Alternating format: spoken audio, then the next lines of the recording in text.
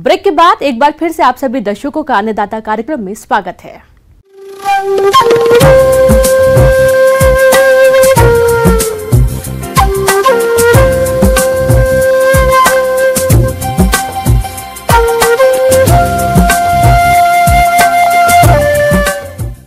मौसम विभाग की रिपोर्ट पर साप्ताहिक कृषि सलाह इस प्रकार है।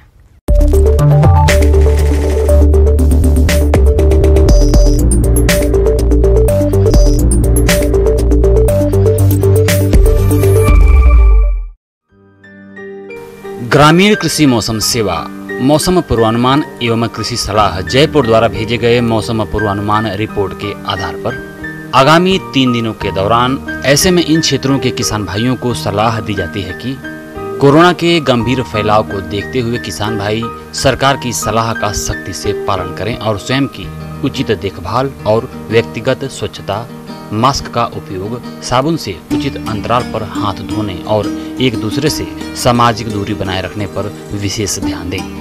पपीते की फसल में पर्णकुंचन व मोज़ेक रोग के प्रकोप की संभावना है। इस रोग के लक्षण दिखाई देते ही रोगग्रस्त पौधों को उखाड़कर नष्ट कर देवें और रोग के प्रसार को रोकने के लिए कीटनाशी डाइमेथोएट 30 EC की 1 मिलीलीटर मात्रा प्रति लीटर पानी के हिसाब से घोल बनाकर छिड़काव करें।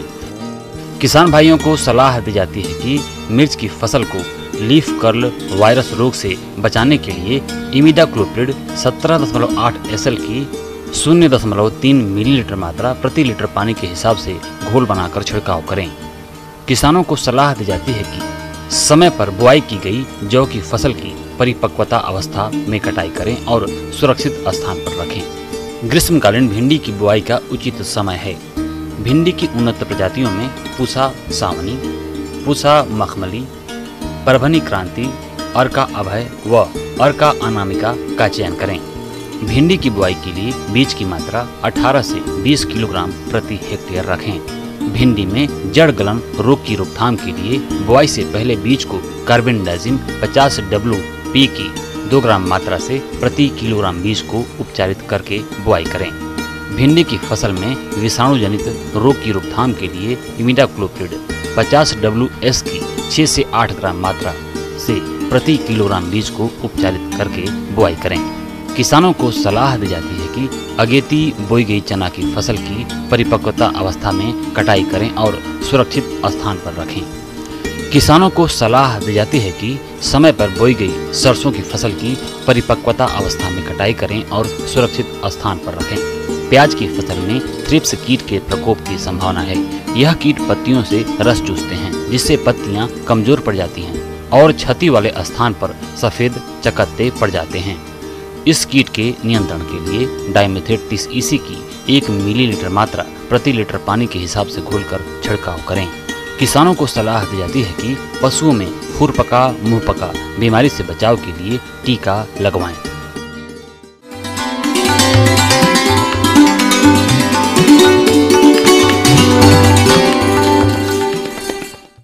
आइए जानते हैं अन्नदाता निःशुल्क फोन के माध्यम से पूछे गए समस्याओं का समाधान। अन्नदाता निःशुल्क फोन संपर्क सेवा के माध्यम से पूछे गए प्रश्नों में से आज हमने जिस प्रश्न को कार्यक्रम में शामिल किया है उसे पूछा है ग्राम हाड़ौता, जिला जयपुर के कृषक रमेश सैनी ने। यह फलदार पौधे लगाने के लिए लेआउट पर जानकारी चाहते हैं। तो रमेश सैनी जी, आपकी जानकारी के लिए प्रस्तुत है कार्यक्रम का ये अंश।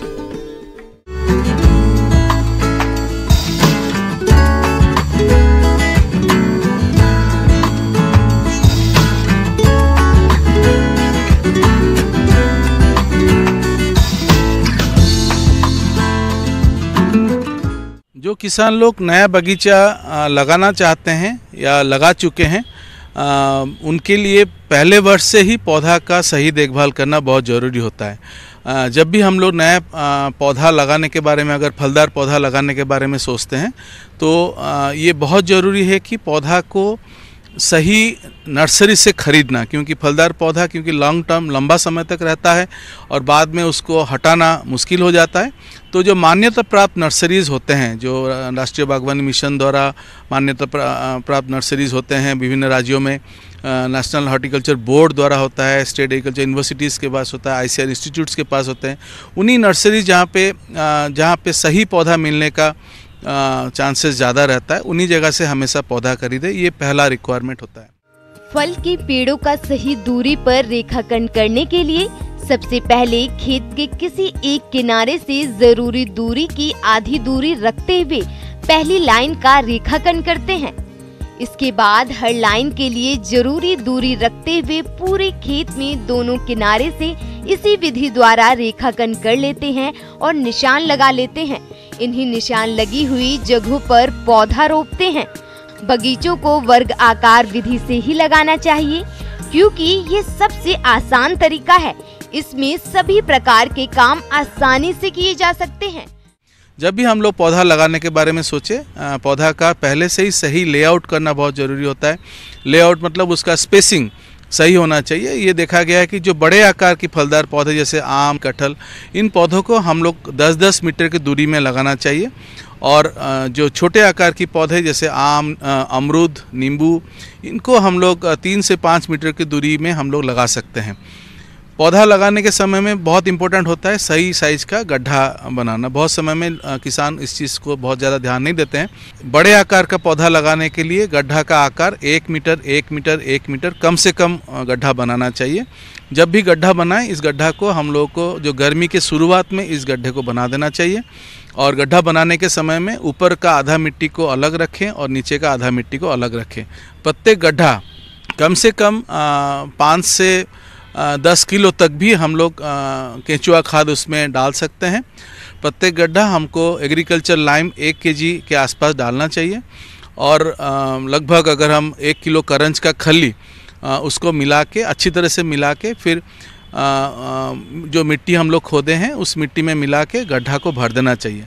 गड्ढा को भरने के समय ये ध्यान दें कि जो ऊपर वाला मिट्टी को हम लोग पहले भरें और उसके बाद जो नीचे वाला मिट्टी को बाद में भरें। गड्ढा भरते समय इसकी ऊपरी सतह जमीन से 15 सेंटीमीटर ऊपर रहनी चाहिए। अगर टपक सिंचाई से ड्रिप मिट्टी के नीचे दिए जाने हो तो उनके लिए गड्ढा भरते समय ही 3.0 से 5.0 सेंटीमीटर मोटाई की ट्यूब के पीस गड्ढे में डालें। गड्ढे को भरने के बाद इसमें सिंचाई कर देनी चाहिए।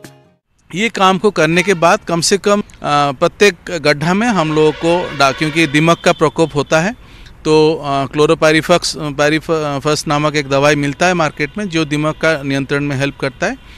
इसका हम लोग जड़ के पास अगर डाल देते हैं तो दीमक का प्रकोप कम हो जाता है। स्टेकिंग एक बहुत इम्पोर्टेंट ऑपरेशन होता है नया जो बगीचा जब लगाते हैं उसमें, क्योंकि इसमें जब हवा चलता है जहाँ पे कलम का जोड़ रहता है वहाँ से, जैसे आम का पौधा हुआ, ये कलम का जोड़ से टूटने का चांसेस रहता है। तो स्टेकिंग जो एज स्टेकिंग नामक एक काम होता है जिसमें हम लोग प्रति पौधा के पास एक बांस, 2 बांस लगा के बीच में बांध देते हैं तो पौधा हवा के कारण हिलता नहीं है और पौधा सीधा उसका ग्रोथ होता है। ये एक बहुत इम्पोर्टेंट ऑपरेशन होता है।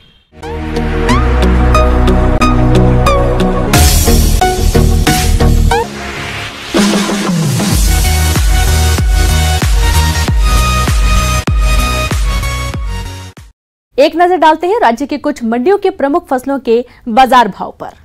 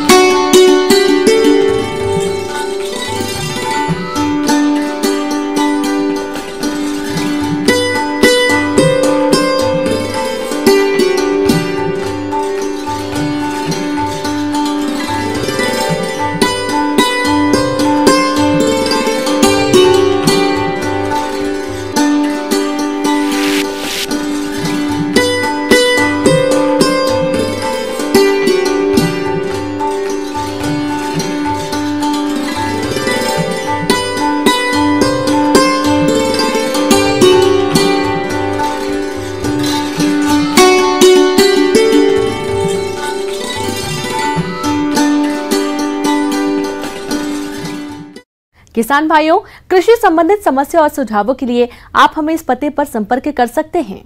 प्रोड्यूसर अन्नदाता news 18 Rajasthan, Ramoji film city Hyderabad 501512। साथ ही आप हमें ईमेल भी कर सकते हैं। हमारा ईमेल है p18annadataraajasthan@nw18.com। और इसके अतिरिक्त आप हमें निःशुल्क हेल्पलाइन नंबर पर सोमवार से शनिवार सुबह 10 से शाम 4 बजे के बीच संपर्क कर सकते हैं।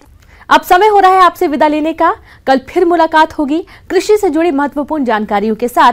नमस्कार।